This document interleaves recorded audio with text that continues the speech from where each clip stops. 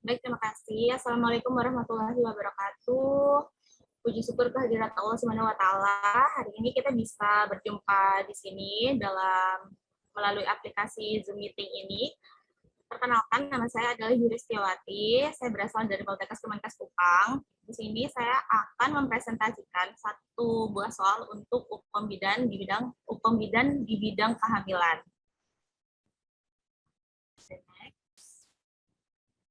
Oke, ini adalah satu contoh kasus ya. Seorang wanita berumur 25 tahun, G4, P3, 0003, datang di puskesmas dengan keluhan keluar darah merah segar dari vagina tadi pagi. Setelah dilakukan anamnesa, diketahui ibu hamil 30 minggu. Pada inspeksi, tampak keluar darah segar vagina. Pemeriksaan abdomen diketahui DJJ 140 kali per menit dan tidak terabahis. Apa diagnosa yang dapat ditegakkan oleh bidan? Nah, di sini A, plasenta previa, B, solusio plasenta, C, abortus, D, retensio plasenta, atau E, KET. Kira-kira kalau misal dari 5 opsi ini, jawaban yang paling mendekati kira-kira apa nih, Mas Zuma? Apa ya? C mungkin. C, belum tepat. Oke, kita langsung lanjut ke pembahasan ya. Nah, kuncinya adalah A, ya, yaitu plasenta previa. Nah, plasenta previa ini adalah kejadian paling khas dari plasenta previa adalah perdarahan yang tidak nyeri atau tidak ada his. Biasanya belum terjadi hingga akhir trimester 2 atau setelahnya. Biasanya perdarahannya itu muncul tanpa adanya peringatan atau tanpa adanya tanda-tanda sebelumnya. Perdarahan ini biasanya berhenti dengan spontan tetapi kemudian kambuh. Nah, kenapa jawabannya itu adalah plasenta previa? Ya, kita bisa lihat di atas. Nah, di atas ini, yang untuk opsi B, solusio plasenta. Kenapa bukan solusio plasenta? Meskipun sama-sama perdarahan pada kehamilan lanjut, akan tetapi solusio plasenta biasanya dia disertai dengan nyeri. Kemudian untuk abortus, ya opsi C, abortus biasanya terjadi pada saat usia kehamilan kurang dari 20 minggu.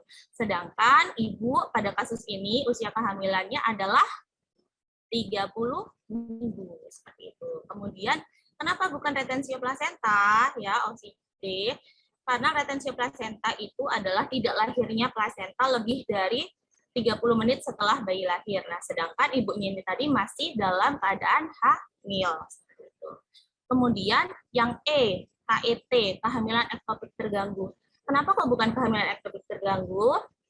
Karena kalau kehamilan ektopik terganggu itu biasanya pada saat ibunya tadi usia kehamilannya antara 4 sampai 8 minggu seperti itu, dan dia disertai dengan adanya nyeri begitu. Begitu Mas Zuma.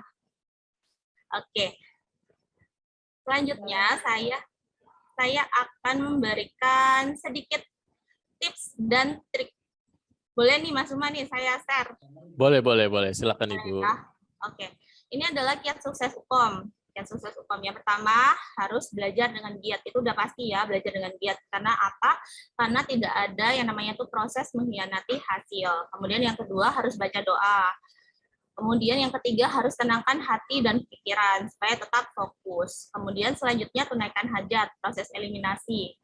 Jadi kalau seandainya tuh mau buang air kecil atau buang air besar, itu sebaiknya dilakukan dulu sebelum masuk ke ruang ujian, supaya pikirannya itu tadi bisa lebih fokus. Kemudian yang nomor 5, baca soal dengan teliti, ya itu pasti. Kemudian yang 6, pilih mengerjakan soal dari yang paling mudah. Gitu. Kalau seandainya itu ada soal yang susah, untuk menghemat waktu lebih baik dilewat saja. Kemudian yang nomor 7, pilih jawaban yang paling benar.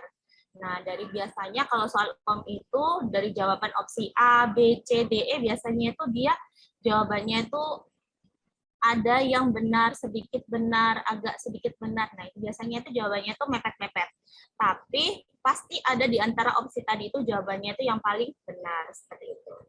Kemudian tips yang terakhir adalah baca dulu pertanyaannya untuk menghemat waktu seperti itu.